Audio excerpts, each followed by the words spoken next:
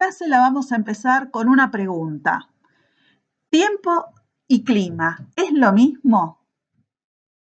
Esperemos que al final de estas diapositivas podamos contestar si realmente es lo mismo o lleguemos a la conclusión de que son dos conceptos distintos. En esta diapositiva ustedes pueden ver dos grupos de datos.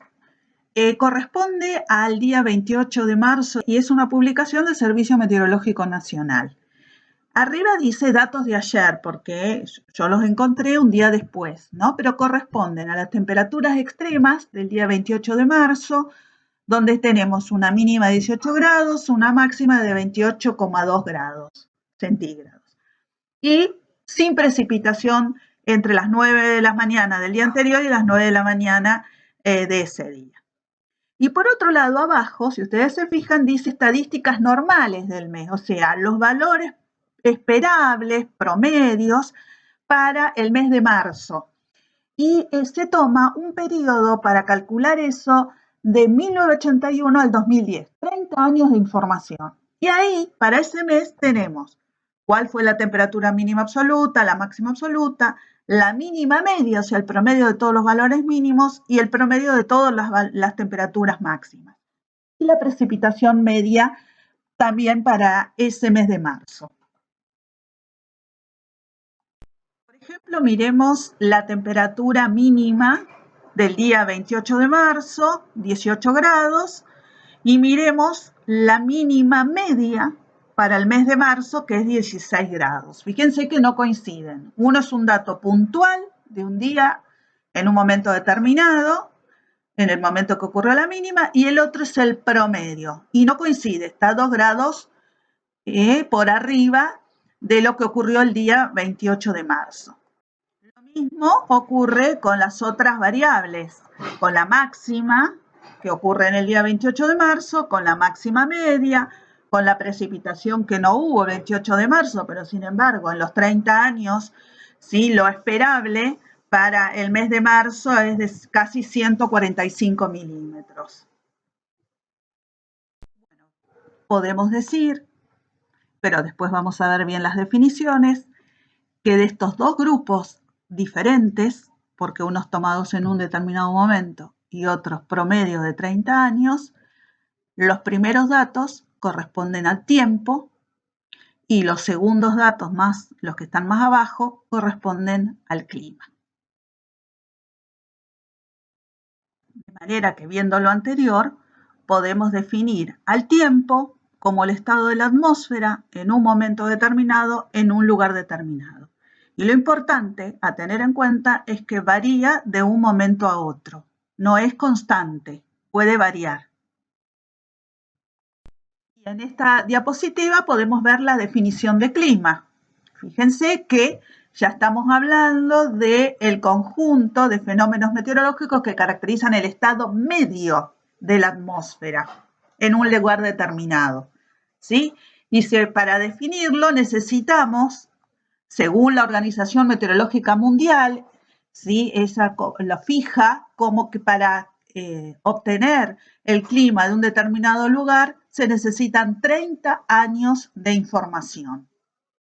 Y por otro lado, también podemos tener como una definición complementaria que para lograr obtener el clima necesitamos sí o sí hacer una estadística, una síntesis, un resumen de los tiempos, del estado de tiempo.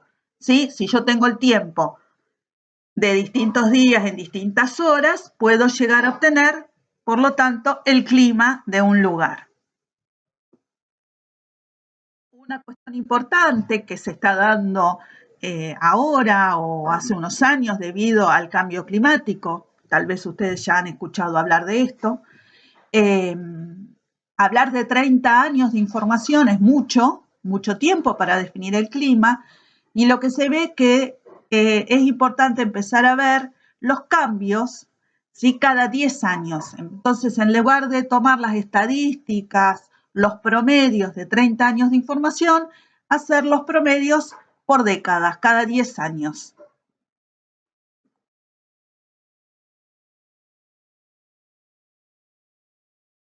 Para obtener tanto el tiempo o para definir el tiempo de un determinado momento, un determinado lugar, o para definir el clima de ese lugar, se necesita tener elementos atmosféricos que caractericen ese estado de tiempo o ese estado de clima.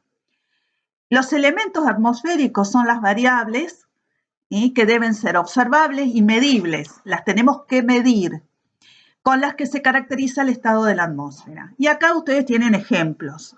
Puede ser esos elementos son la radiación, la temperatura, la humedad, la precipitación, la nubosidad, la presión atmosférica, el viento, la dirección del viento, la velocidad del viento, ¿sí? La temperatura, no se puede haber algunas otras variables que puedan estar dentro de temperatura, la máxima, la mínima, la media, ¿sí? Estos son los elementos y van a caracterizar. Y es muy importante tener bien definidos estos elementos. Cada uno de estos elementos atmosféricos, que lo vimos en la diapositiva anterior, no es constante en una determinada región. Si nosotros vemos nuestro país, ¿sí? En particular en este mapa, lo que vamos a ver es los valores de precipitación media que hay en los distintos lugares de nuestro país. Vamos a ver que hay variaciones entre un punto y otro, ¿sí? Esto lo llamamos variabilidad climática espacial. Hay elementos, que eso es importante, que van a ser más sensibles, van a cambiar más en el espacio con la distancia que otros. Por ejemplo, las precipitaciones son una de las variables que tiene más sensibilidad a las cuestiones regionales. Entonces vamos a tener una gran variación, una gran variabilidad espacial.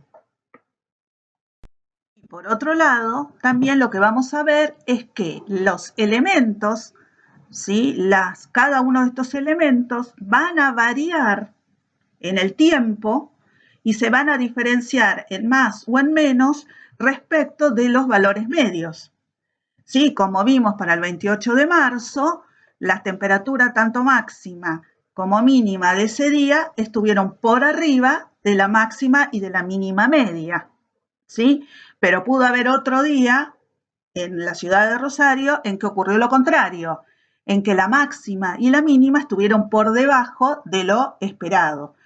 Por lo tanto, lo que vamos a ver es que hay una oscilación de las variables climáticas o de los elementos climáticos alrededor de los promedios. Y a esto se lo conoce como variabilidad temporal, climática temporal, o también puede ser directamente llamado variabilidad climática. Y puede ser en distintas escalas de tiempo. Puede haber una variabilidad climática de un año al otro. Un verano no es lo mismo que el verano siguiente, ¿sí? Un verano puede ser mucho más caluroso que otro. A eso lo llamamos variabilidad interanual, lo mismo con los inviernos. Podemos ver variabilidad intraestacional, o sea que no es lo mismo el verano que el invierno, principalmente para los cultivos, por ejemplo. Variabilidad interdecadal, lo que yo les decía anteriormente, de cada 10 años, ir viendo que hay cambios y variaciones cada 10 años. Y bueno, y las causas pueden ser naturales o pueden ser producto también de la mano del hombre, que eso es fundamental y es lo que hoy en día está más en estudio y tratando de ver y de mitigar lo más posible, o sea, de disminuir lo más posible la variabilidad producto de las actividades del hombre. Entonces, lo que concluimos después de haber visto todo esto, por un lado, que el tiempo cambia de un momento a otro, pero también que el clima no es constante, cambia en el tiempo, ¿sí? Y además, creo que después de ver todas estas diapositivas, vemos que el tiempo, el concepto tiempo, no es lo mismo que el concepto clima.